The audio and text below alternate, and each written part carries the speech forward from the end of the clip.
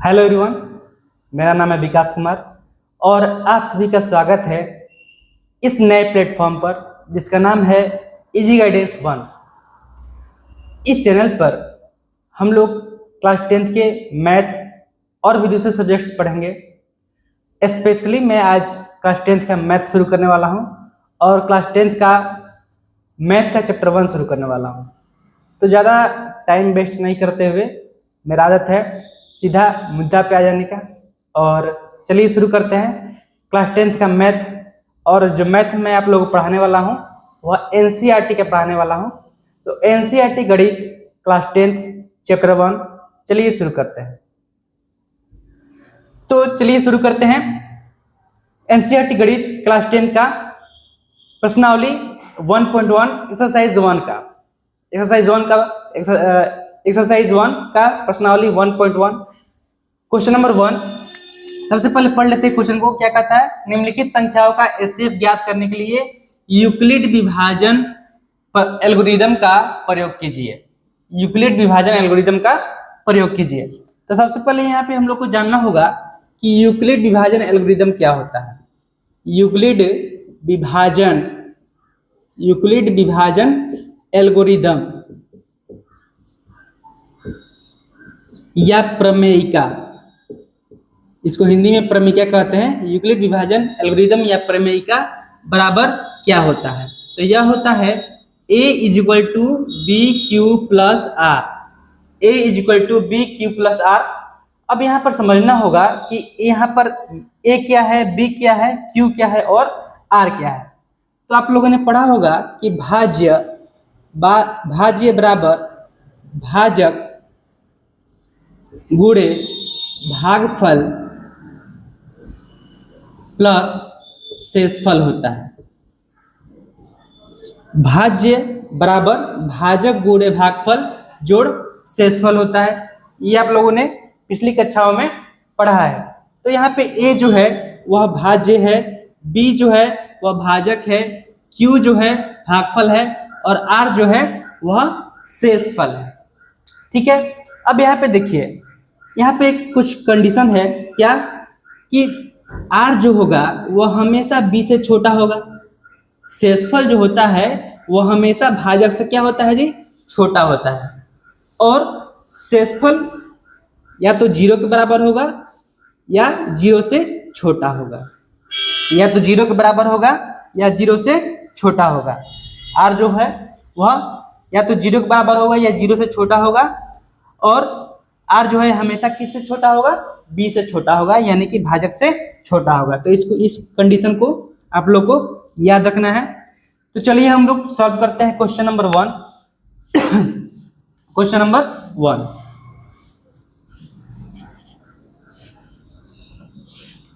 तो अभी मैंने आप लोग बताया यूक्लिड विभाजन प्रमेयिका बराबर क्या होता है, a equal to B Q plus R, यही होता है। अब यहाँ पे हल करते हैं पहला का। यहाँ पे कह रहा है 135 और 225 का एचसीएफ ज्ञात करने के लिए यूक्लिड विभाजन एल्गोरिदम का प्रयोग कीजिए। तो यहाँ पे करना क्या है, कुछ नहीं करना है। यहाँ पे बाबू जो बड़ी संख्या होती है उसको हम मान लेते हैं a, उसको क्या मान लेते हैं a। और जो छोटी संख्या होती है उसको मान लेते हैं b, उसको क्या मान लेते हैं b। बड़ी संख्या को क्या मानेंगे, a मानेंगे। छोटी संख्या को क्या मानेंगे, छोटी संख्या को b मानेंगे। ठीक है। अब इसको इक्वेशन में पुट करते हैं। तो यूक्लिड विभाजन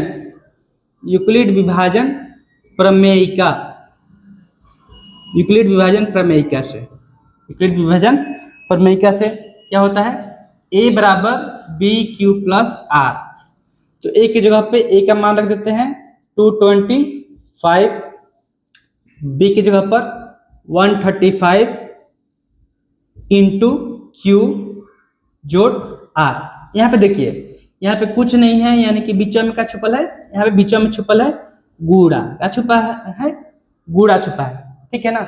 अब कुछ नहीं करना है, क्यू का और आर का मान निकाल देना है, क्यू का और आर का मान निकाल देना है। तो इसको सॉल्व करते हैं। तो यहाँ पे 225 में भाग देते हैं 135 से। चलिए भाग देके देख लेते हैं। 225 135 से। हाँ, तो एक बार में 135, तो ये आ जाएगा आपका 0 और 12 में से 3 जाएगा 9, 90। देखिए ये क्या हो जाएगा, ये हो जाएगा r, क्या हो जाएगा r, और ये हो जाएगा आपका भागफल यानी कि b, q, क्या हो जाएगा q। अब कुछ नहीं करना है, q का मान आपको मिल गया, q का मान आपको मिल गया 1 और r का मान आपको मिल गया 90। तो q का मान और r का मान हम इक्वेशन में पुट कर देंगे, तो 225 बराबर 135 इंटू 1 प्लस 90। अब करना क्या है इसको, तो ये जो प्रक्रिया है इसको फिर से, अब यहाँ पर ध्यान दीजिए, यहाँ पे अब 135 को हम लोग a मान लेंगे और 90 को हम लोग b मान लेंगे, और ये प्रक्रिया हम लोग दोबारा से करेंगे। कब तक करेंगे, जब तक r के जगह पर 0 नहीं आ जाए, जब तक r के जगह पर 0 नहीं आ जाए तब तक हम लोग ये प्रक्रिया दोबारा से करते रहेंगे। बड़ी संख्या को हमेशा हम लोग a मानेंगे, छोटी संख्या को हमेशा हम लोग b मानेंगे। तभी r के जगह पे यहाँ पे क्या है, r के जगह पे यहाँ पे 90 है, क्या है 90। तो फिर से हम लोग ले लेते हैं a बराबर B Q plus R, B Q plus R. तो अब 135 को a के जगह पर 135 बराबर और b के जगह पर 90 को इंटू क्यू प्लस आर। फिर से अब q का और r का हम लोग मान निकालेंगे, फिर से हम लोग q का और r का मान निकालेंगे। तो निकालते हैं q का और r का मान, तो 135 को डिवाइड करते हैं 90 से, एक बार में जाएगा 90 माइनस यहाँ पे आ जाएगा 45। तो अब यहाँ पे मान रखते हैं, ये आपका q का मान आ गया 1 और r का मान आ गया 45। तो 135 is equal to 90 into 1 plus 45। क्या अभी r के जगह पर 0 आया, क्या अभी r के जगह पर 0 आया, नहीं आया। तो फिर से हम लोग वही प्रक्रिया करेंगे। कौन सी प्रक्रिया, बड़ी संख्या को a के जगह पर, छोटी संख्या को b के जगह पर करते हैं। a is equal to B Q plus R, तो a की जगह पर 90 इज इक्वल टू b की जगह पर 45 into Q plus R, into Q plus R. तो अब इसको हम लोग करके देखते हैं, 90 डिवाइड 45 दो बार में, तो ये हो जाएगा 90। अब यहाँ पर r की जगह पर आ गया 0 और q की जगह पर आ गया 2। अब इक्वेशन में इसको हम लोग पुट करते हैं, 90 is equal to 45 into Q की जगह पर आ जाएगा आपका 2 और r की जगह पर आ जाएगा 0, r की जगह पर 0। जब r की जगह पर 0 आ जाए तब हम लोग समझेंगे कि हमारा आंसर आ गया। और हमारा आंसर जो है, इधर से तीसरा संख्या, पीछे की तरफ से तीसरा संख्या 1 2 3 45, यानी कि यहाँ पर आंसर जो होगा 135 और 225 हम लोग लिख सकते हैं। अतः 135 और 225, 135 और 225 का मौसा यानी HCF बराबर 45 होगा, 45 होगा। यह हो जाएगा हमारा आंसर, 135 और 225 का मौसा बराबर 45 आंसर। ठीक है, चलिए इसको आप लोग नोट कीजिए, फिर हम लोग देखते हैं क्वेश्चन नंबर 2। चलिए क्वेश्चन नंबर 2 का यूक्लिड विभाजन प्रमेय के अनुसार उसका भी HCF ज्ञात करते हैं। क्वेश्चन नंबर 2, सबसे पहले हम लिखते हैं हल। किसका हम लोग हल कर रहे हैं, 2 नंबर का, तो लिख देंगे यहाँ पे 2 नंबर। तो यूक्लिड विभाजन प्रमेय का, यूक्लिड विभाजन प्रमेय का क्या बताए थे बाबू, तो यूक्लिड विभाजन प्रमेय का जो बताए थे, ये बताए थे a is equal to B Q plus R, a is equal to B Q plus R. a जो है वह भाज्य है, b जो है भाजक है, q जो है भागफल है और r जो है वह शेषफल है। ठीक है, तो बताए थे कि बड़ी संख्या को हम लोग क्या मान लेंगे, ए मान लेंगे, यानी कि 38220, और छोटी संख्या को हम लोग मान लेंगे बी 196। ठीक है, अब कुछ नहीं करना है, यूक्लिड विभाजन प्रमेयिका में ए का मान और बी का मान पुट करना है, क्यू का मान निकालना है और आर का मान निकालना है। उसके बाद से हमको हमारा आंसर जो है वह मिल जाएगा। चलिए पुट करते हैं, a is equal to B Q plus R. ठीक है, तो a का मान 38220 इज इक्वल टू बी का मान 196, क्यू का मान निकालना है तो क्यू की जगह पर क्यू, आर का मान निकालना है तो आर की जगह पर आर। तो अभी बताए थे क्यू का और आर का मान हम लोग कैसे निकालते हैं, तो ए में हम लोग भाग करते हैं 196 से, यानी कि बी से। चलिए भाग करके देख लेते हैं, 38220 196 382 196 382 196, तो क्या यहाँ पे एक बार में, चलिए एक बार में इसको करते हैं माइनस, तो ये हो जाएगा आपका 12 में से 6 जाएगा 6, 17 में से 9 जाएगा 8 और 2 में से 1 जाएगा 1। 196 है, तो चलिए 2 को यहाँ पे कर लेते हैं। अब यहाँ पर 1862 है और 196 है, 196 9 बार में इसको करके देखते हैं, तो 6 9 54, 6 9 54, 9 81, 81 और 5,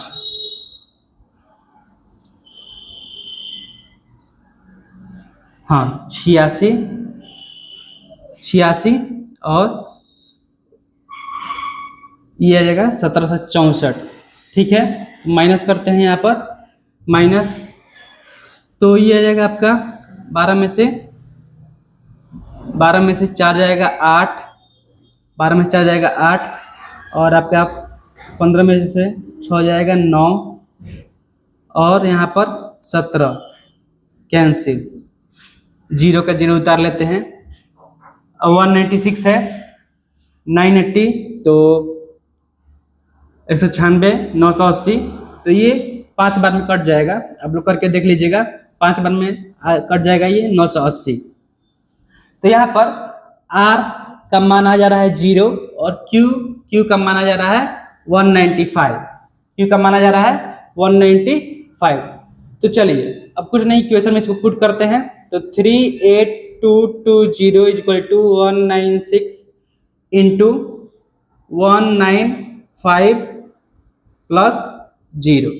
तो बताए थे हम आप लोगों को कि जब R के जगह पर 0 आ जाए, जब R का मान 0 आ जाए, तब हम लोग इधर से तीसरा संख्या 1 2 3 तीसरा संख्या गिनकर जो तीसरा संख्या होगा वही जो होगा इसका आंसर होगा। तो इसलिए यहाँ पर 196 और 38,220 का HCF जो होगा वह होगा 196। ये हो जाएगा आपका आंसर, ये आपका आंसर हो जाएगा।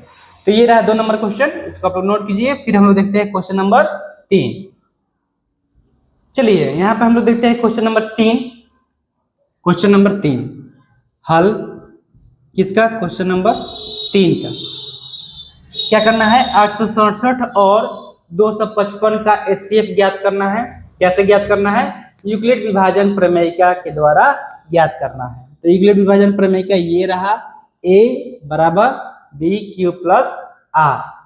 तो अभी मैंने आप लोग बताया है कि बड़ी संख्या जो है उसको हम लोग मान लेंगे A, यानी 867 को हम लोग मान लेंगे A, और छोटी संख्या जो है उसको हम लोग मान लेंगे B, यानी कि 255 को हम लोग मान लेंगे B। अब क्या करना है, कुछ नहीं करना है, यूक्लिड विभाजन प्रमेयिका जो है उसमें हम लोग A का मान B का मान पुट करेंगे, Q का मान R का मान निकालेंगे। कब तक नहीं निकालेंगे, जब तक R के जगह पर 0 नहीं आ जाए तब तक हम लोग ऐसे ही करते रहेंगे, और जब R का मान 0 आ जाएगा तब हमारा आंसर भी आ जाएगा। ठीक है, चलिए पुट करते हैं, A is equal to BQ plus R। A का मान है 867 इज इक्वल टू बी का मान है 255 और क्यू निकालना है हम लोगों को और आर निकालना है। चलिए निकालते हैं क्यू और आर। 867 डिवाइड करते हैं हम लोग 867 को 255 से 255 867 तो 4 8 नहीं 3 बार में तो 5 या 15 5 या 15 1 16 और 3 दूना 6 1 7 765 माइनस कर लेते हैं 201 102 यानी कि Q के जगह पर आ गया 3 और R के जगह पर आ गया 102। कुछ नहीं करना है, Q की जगह पर Q का मान रख देना है, R की जगह पर R का मान रख देना है। 867 is equal to 255 into 3 plus 102 तो अभी R की जगह पर 0 आया क्या? नहीं आया। तो कुछ नहीं करना है, बड़ी संख्या को फिर से A मान लेना है, छोटी संख्या को फिर से B मान लेना है। चलिए मान लेते हैं बड़ी संख्या को A 255, छोटी संख्या को B 102 into Q plus R। चलिए फिर से कर लेते हैं 255 102 2 दो बार में 204 माइनस यहाँ पे हो जाएगा 51। तो यहाँ पे Q की जगह पर आ गया 3, R के जगह पे आ गया 51। तो कुछ नहीं करना है, R के जगह पर R का मान, Q की जगह पर Q का मान। 255 is equal to 102 into Q का मान है 2 प्लस R का मान है 51। क्या R की जगह पर 0 आया? नहीं आया। फिर से वही प्रक्रिया करते हैं। ठीक है, तो बड़ी संख्या को A 102, छोटी संख्या को B यानी 51 इंटू Q प्लस R।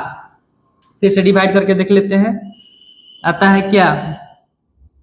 चलिए फिर से डिवाइड करके देख लेते हैं। यहाँ पर 102 51 तो आ जाएगा आराम से 2 बार में। तो यहाँ पे R के जगह पर क्या आ गया बाबू? 0, Q की जगह पर 2। तो इसको यहाँ पर हम लोग कर लेते हैं 102 is equal to 51 into Q की जगह पर आ जाएगा 2 और R के जगह पर आ जाएगा 0। जब R के जगह पर आ जाएगा 0 तब समझो बाबू हीरो हो गया तुम्हारा काम, आ गया तुम्हारा आंसर। ठीक है, तो R का मान यानी कि R के जगह पर जब 0 आ गया, R के जगह पर जब 0 आ गया तो तुम्हारा आंसर आ गया क्या? 51। तो इसलिए यहाँ पर 867 और 255 का मौसम यानी कि HCF बराबर तुम्हारा आंसर हो जाएगा 51। तो ये तीसरा का भी आंसर आ गया। चलिए इसको नोट कीजिए आप लोग, फिर हम लोग देखते हैं क्वेश्चन नंबर 2। तो चलिए मेरे प्यारे प्यारे लाल, यहाँ पे हम लोग देखते हैं प्रश्नावली 1.1 का क्वेश्चन नंबर 2। सबसे पहले पढ़ लेते हैं क्या कर रहा है। दर्शाइए कि कोई भी धनात्मक विषम पूर्णांक 6q + 1, 6q + 3 या 6q + 5 के रूप का होता है। 6q + 1, 6q + 3 या 6q + 5 के रूप का होता है। तो मैंने अभी आप लोग बताया था कि यूक्लिड विभाजन प्रमेय का जो होता है A = BQ + R होता है। यहाँ पर देखिए क्या दर्शाना है, यहाँ पर दर्शाना है 6q + 1, 6q + 3, 6q + 5 ये दर्शाना है। तो यहाँ पे ध्यान दीजिए, जैसे BQ और R, BQ + R, तो यहाँ पे क्या है 6q + R, 6q + 3 और 6q + 5। यानी मेरी कहने का मतलब ये है कि यहाँ पर कहीं ना कहीं B की जगह पर 6 है, B की जगह पर क्या है 6 है और R की जगह पर 1, 3 और 5 हो रहा है। ठीक है, तो अब ध्यान दीजिए देखिए सबसे पहले हम लोग मान लेंगे, माना धनात्मक विषम पूर्णांक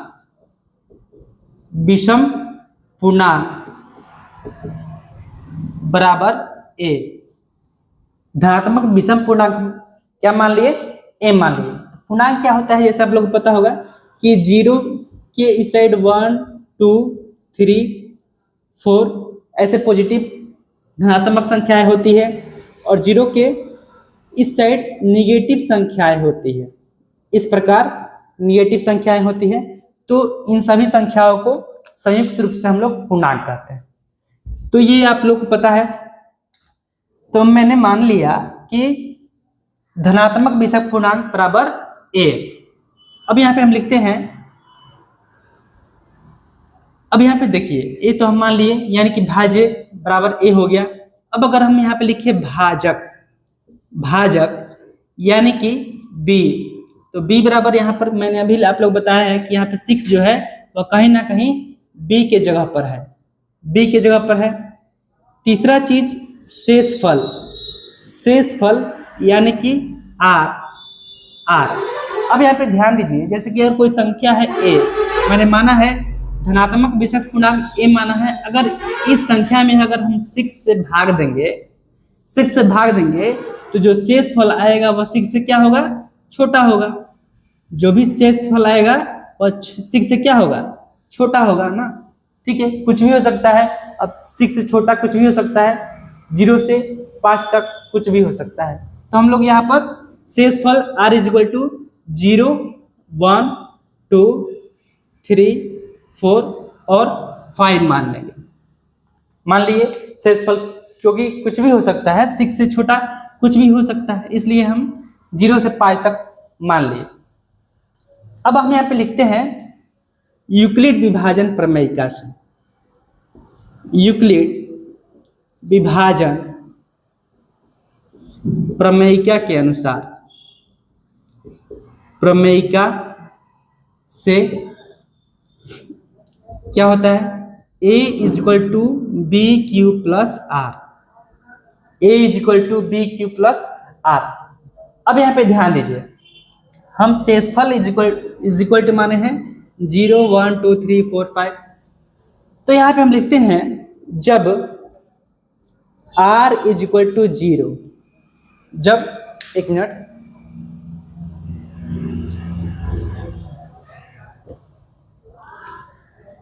चलिए देखिए थोड़ा सा लाइट कट गया था।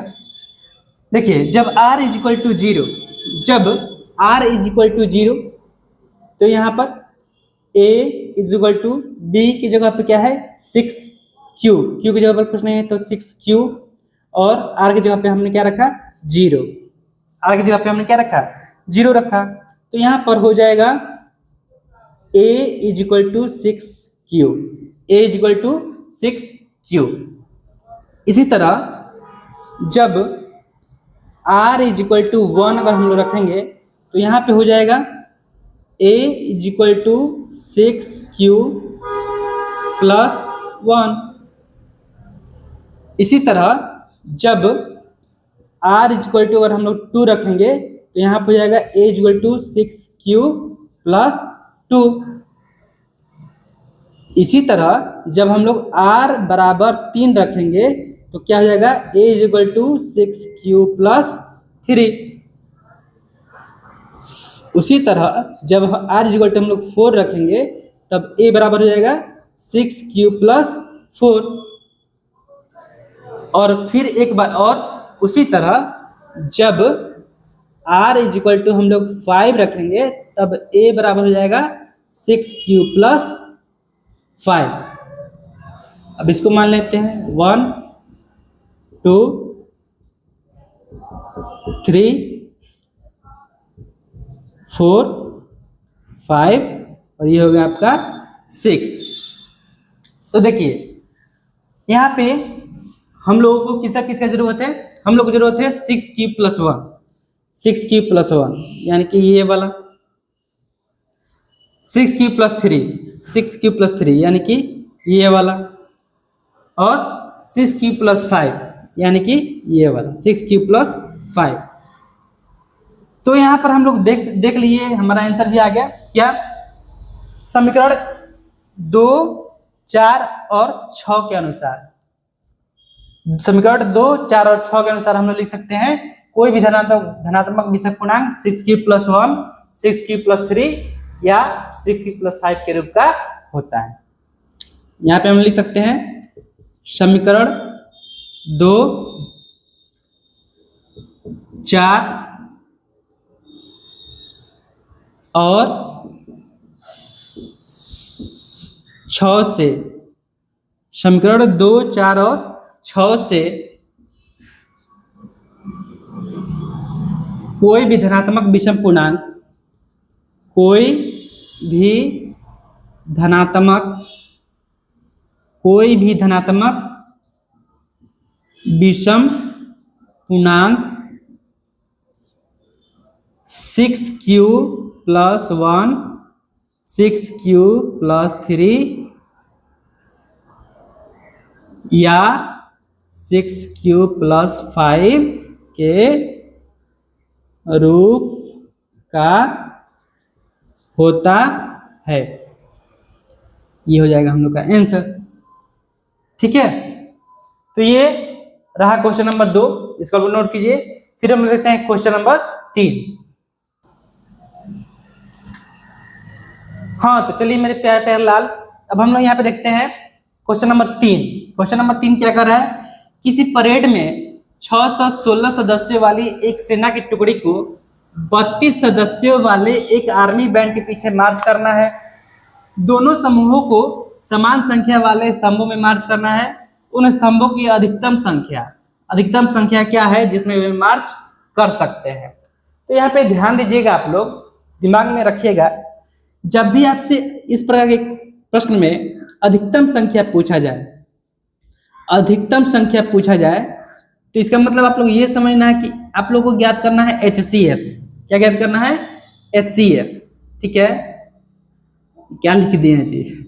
अधिकतम ना, अधिकतम। तो यहाँ पे अधिकतम ऐसे लिखाएगा, कुछ और लिख दिए थे हम, अधिकतम।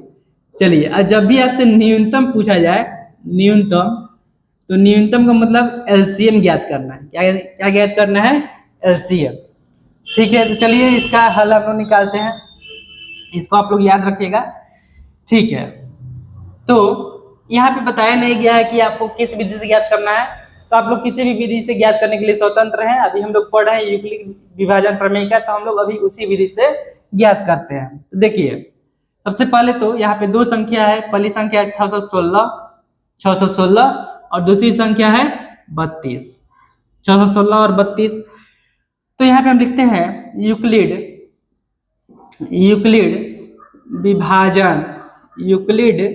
विभाजन प्रमेयिका से, यूक्लिड विभाजन प्रमेयिका से। ठीक है ना? तो बताए थे कि हम लोग बड़ी संख्या को क्या मान लेंगे? A मान लेंगे, और छोटी संख्या को क्या मान लेंगे? B मान लेंगे। तो यूक्लिड विभाजन प्रमेयिका बराबर क्या होता है? A = BQ + R। यही ना होता है जी। देखिए, तो A की जगह पर रख देते हैं 616 और B के जगह पर रख देते हैं 32, और Q का मान निकालना पड़ेगा, R का मान निकालना पड़ेगा। तो चलिए Q का मान और R का मान निकाल देते हैं। तो 616 को भाग दे देते हैं कि कौची से? 32 से। कौची से? 32 से। तो यहाँ पर 32 दहिया 320 और 32 दहिया 320, तो यह हो जाएगा 640। तो इसको काम करते हैं, 32 से कम 32, 32 में 64, एक बार में 32 माइनस कर देते हैं। तो ये हो जाएगा आपका 11 में से 2 जाएगा 9, 5 में से 3 जाएगा 2, ये हो जाएगा 6। ठीक है, 32 दहिया 320, 9 बार में करके देख लेते हैं इसको। 9 तो 9 दूना 18, 9 दूना 18 और 9 3 27 1 28, 288, 296 में से 288 माइनस कर देंगे तो यहाँ पे बच जाएगा 8। क्या बच जाएगा? 8। तो यानी Q की जगह पे हो जाएगा 19 और R की जगह पे हो जाएगा 8। चलिए मान पुट कर देते हैं। 616 बराबर 32 इंटू क्यू का मान 19 और आर का मान 8। तो अभी क्या यहाँ पे आर की जगह पे 0 आया? नहीं आया, नहीं आया। तो फिर से हम लोग वही काम करेंगे, बड़का को ए मान लेंगे, छोटा को बी मान लेंगे, ठीक है ना। चलिए तो यहाँ पे ए की जगह पे हो जाएगा 32 बराबर 8 into Q plus R, 8 into Q plus R. चलिए भाग दे देते हैं एक खाली और ही, 32 डिवाइड 8, 8 दूना 16, 16 दूना 32, 16 दूना 32। तो यहाँ पे क्यू की जगह पे आ गया 4 और आर की जगह पे आ जाएगा 0। आर की जगह पे क्या आ जाएगा? 0। तो 32 बराबर 8 इंटू 4 प्लस 0, इसका मतलब हमारा आंसर आ गया। तो हमारा आंसर जो है वह 8 हो जाएगा। इधर से तीसरा संख्या तो हम लोग लिख सकते हैं कि स्तंभों की अधिकतम संख्या, स्तंभों की अधिकतम संख्या, स्तंभों की अधिकतम संख्या जो है यह हो जाएगा 8। यह हो जाएगा हमारा आंसर। तो ये था तीसरा क्वेश्चन, नोट कीजिए। फिर हम लोग देखते हैं क्वेश्चन नंबर 4। हाँ तो मेरे प्यारे साथियों, चलिए देखते हैं क्वेश्चन नंबर 4। क्वेश्चन नंबर 4 क्या कह रहा है? यूक्लिड विभाजन प्रमेय का प्रयोग करके दर्शाइए कि किसी धनात्मक पूर्णांक का वर्ग किसी पूर्णांक m के लिए 3m या 3m+1 के रूप का होता है। चलिए इसको भी बना करके देखते हैं हम लोग। सबसे पहले हम लोग को यहाँ पे सिद्ध क्या करना है? तो हम लोग को यहाँ पे सिद्ध करना है 3m और 3m+1, 3m और 3m+1, ठीक है ना। यही हम लोग को सिद्ध करके ला देना है, तो हमारा आंसर आ जाएगा। तो यहाँ पे ध्यान दीजिए, मैंने अभी आप लोगों को बताया यूक्लिड विभाजन प्रमेय का जो होता है वो होता है a बराबर BQ प्लस R होता है। a बराबर BQ प्लस R होता है। अब यहाँ पे देखिए 3m+1 है, यहाँ पे 3m है, यानी कि यहाँ पर b बराबर 3 है, कहीं ना कहीं 3 है, b बराबर 3। अब चलिए इसको देखते हैं। सबसे पहले मान लेते हैं, माना कि धनात्मक पूर्णांक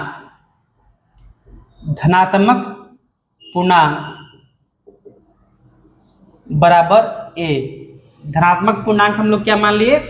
a मान लिए। अब यहाँ पे हम लोग a मान लिए धनात्मक पूर्णांक। दूसरा चीज ये होता क्या है यहाँ पर? अभी मैंने आप लोग बताया है कि a क्या होता है, b क्या होता है, q क्या होता है और r क्या होता है। मैंने बताया था ना, भाज्य बराबर भाजक गुणे भागफल जोड़ शेषफल, यही ना होता है। तो यहाँ पे a जो है यह भाज्य हो जाएगा। क्या हो जाएगा? भाज्य हो जाएगा। तो अगर यहाँ पे भाजक का बात किया जाए, भाजक का यानी कि b का, तो b के स्थान पे अभी यहाँ पे 3 है। मैंने अभी आप लोगों को बताया क्या है? 3 है। तीसरा चीज शेषफल। तो किसी भी पूर्णांक में, यहाँ पूर्णांक हम a माने हैं, तो अगर a में अगर हम 3 से भाग देंगे तो जो शेषफल आएगा वह कहीं ना कहीं 3 से छोटा होगा, यानी कि 0 भी हो सकता है, 1 भी हो सकता है और 2 भी हो सकता है। तो हम यहाँ पर तीनों लिख देते हैं, 0 1 2, 0 1 और 2, ठीक है ना। चलिए अब यहाँ पे हम लिखते हैं यूक्लिड विभाजन प्रमेयिका से, यूक्लिड विभाजन प्रमेयिका से। चलिए तो ये आपका हो जाएगा a = BQ + R। A is equal to B Q plus R. तो ए की जगह पर तो ए है, बी की जगह पे 3, क्यू क्यू, तो इस क्यू की जगह पे कुछ नहीं तो क्यू मान लेते हैं, और आर की जगह पे 3 है तो अभी आर की जगह पे आर रखते हैं। अब यहाँ पे ध्यान दीजिए, हम यहाँ पे लिख रहे हैं जब आर बराबर 0, जब आर बराबर 0 तब अगर आर की जगह पे हम 0 रखें सबसे पहले तो क्या होगा, ए बराबर बी क्यू प्लस आर, ये ना होगा, यानी कि ए बराबर 3q प्लस 0, 3q प्लस 0। अब हम यहाँ पे लिखते हैं दोनों तरफ वर्ग करने पर, दोनों तरफ वर्ग करने पर, तो दोनों तरफ वर्ग कर देना, चलिए कर देते हैं। तो a का वर्ग कर देते हैं और इधर कर देते हैं 3q प्लस 0 का वर्ग, 3q प्लस 0 का वर्ग। तो यह कहीं ना कहीं कुछ इस प्रकार हो जाएगा, a का वर्ग बराबर इन दोनों को जोड़ेंगे तो 3q का वर्ग हो जाएगा, 3q का वर्ग, ठीक है। अब देखिए यहाँ पर a का वर्ग, तो इसको a का वर्ग रहने देते हैं, 3q का वर्ग ये हो जाएगा 9q स्क्वायर, 9q स्क्वायर हो सकता है कि नहीं हो सकता है, हो सकता है। और अगर इसको हम लोग चाहें तो हम लोग ऐसे भी लिख सकते हैं, a बराबर 3 इंटू 3q स्क्वायर, लिख सकते हैं कि नहीं लिख सकते हैं, बिल्कुल लिख सकते हैं, लिख सकते हैं ना, हाँ बिल्कुल लिख सकते हैं। चलिए नहीं, यहाँ पे ब्रैकेट नहीं, ऐसा हम लोग लिख सकते हैं। अब यहाँ पे देखिए, यहाँ पे हम लिख रहे हैं माना 3q स्क्वायर बराबर m रखने पर, 3q स्क्वायर बराबर m रखने पर, तो यहाँ पे रख देते हैं a का वर्ग बराबर 3q स्क्वायर, 3q स्क्वायर की जगह पे हम क्या रख दिए, m रख दिए, क्या रख दिए, m रख दिए, a का वर्ग होगा ना, तो यहाँ पे हो जाएगा 3m, क्या हो जाएगा 3m। इसको हम लोग मान लेंगे समीकरण नंबर 1, समीकरण नंबर 1। तो इसको आप लोग नोट कीजिए, थोड़ा हम ऊपर से मिटाएंगे क्योंकि जगह कम है, ऊपर से मिटाते हैं और फिर इसको और अभी बनाते हैं इसको आगे।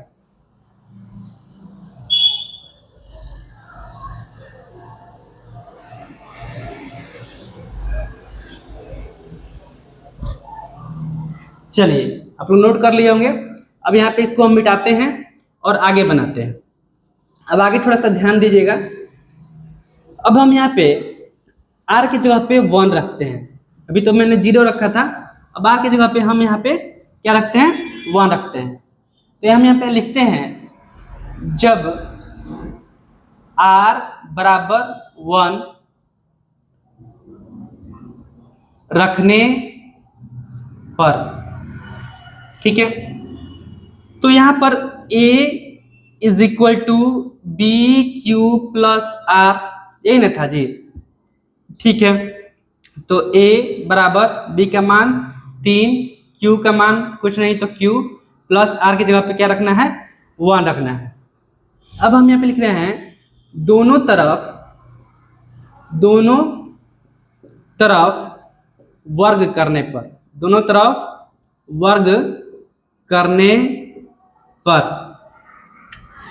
तो दोनों तरफ वर्ग कर दिया जाए यहाँ पे, चलिए कर दिया जाए, a का वर्ग और इधर हो जाएगा 3q प्लस 1 का वर्ग, 3q प्लस 1 का वर्ग। अब आप लोग पढ़े होंगे a plus B the whole square बराबर क्या होता है, a square plus B square plus 2ab, यही ना होता है, a square plus B square plus 2ab।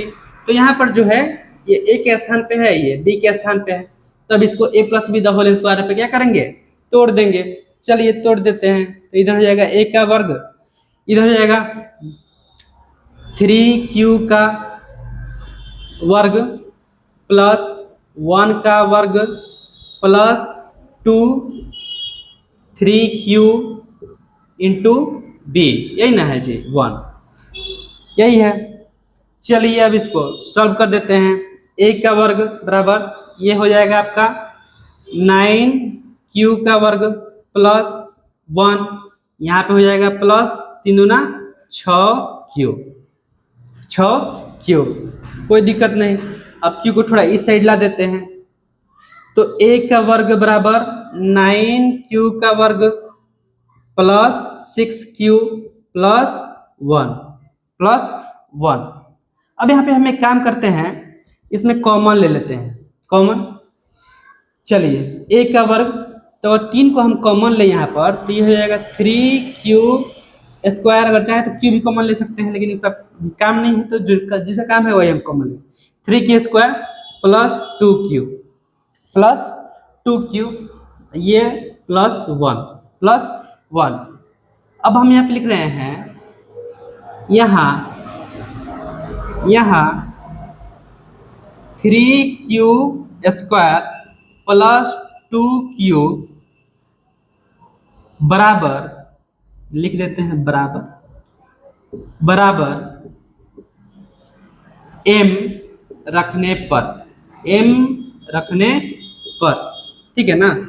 चलिए तो ये हो जाएगा a का स्क्वायर प्लस 3, इस पूरा का मान हम क्या रख दिए, इस पूरा का मान हम रख दिए m, ये हो जाएगा m और प्लस 1, इसको मान लेंगे समीकरण नंबर 2, समीकरण नंबर 2। तो देखिए यहाँ पर समीकरण नंबर 1 में क्या गया है, a स्क्वायर बराबर 3m और a स्क्वायर यहाँ पे 3m प्लस 1। हम लोग क्या सिद्ध करना था, इन्हें सिद्ध करना था। यूक्लिड विभाजन प्रमेय का प्रयोग करके दर्शाइए कि किसी धनात्मक पूर्णांक का वर्ग किसी पूर्णांक m के लिए, किसी धनात्मक पूर्णांक का वर्ग, तो पूर्णांक का वर्ग है, यहाँ पूर्णांक का वर्ग है a स्क्वायर है, a स्क्वायर का वर्ग किसी पूर्णांक m के लिए 3m या 3m प्लस 1 के रूप का होता है। तो हम लोग यहाँ पे लिख सकते हैं, अतः समीकरण 1 एवं समीकरण 2 से, समीकरण 1 एवं समीकरण 2 से किसी धनात्मक पूर्णांक का वर्ग, किसी धनात्मक पूर्णांक का वर्ग 3m या 3m प्लस 1 के रूप का होता है, ये हो जाएगा आपका आंसर।